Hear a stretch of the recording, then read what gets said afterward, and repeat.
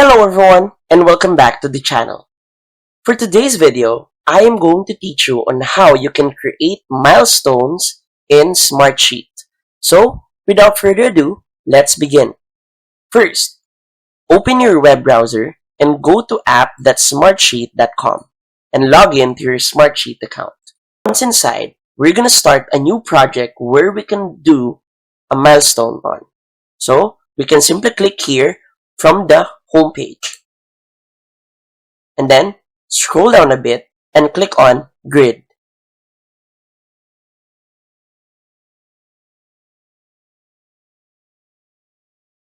After that, let us set up our milestone sheet.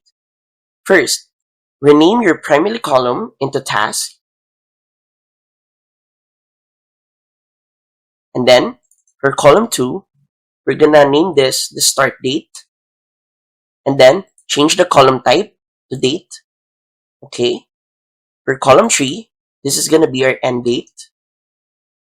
Again, column type would be date. For column 4, let's make this duration. And then the column type would be duration right here.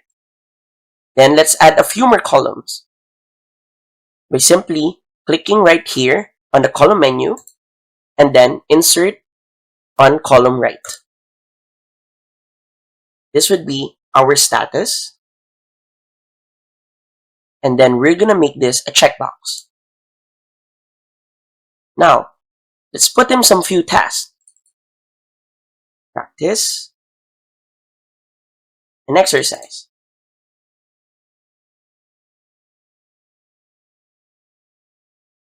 Then, let's set our start date to September 16 for both, while our end date for practice would be on September 20, while for exercise would be for September 27. So our duration for this, let's say, is 5 days, then 11 days. Now, where can we see our milestone on? We're gonna go to the upper panel and click on Grid. A drop-down menu will appear, and then we're gonna click on Gantt. And as you can see, a calendar will appear where it shows the duration of the task that you're gonna do that corresponds to the start date and the end date. So by simply editing the end date or the start date, changes will appear right here. Let's say, I'm gonna make this into 27/2. Did you see how it become edited? Or we can also go here in this calendar right here and drag this bar to our desired date. And as you can see, the detail on the sheet that we did earlier has also been edited.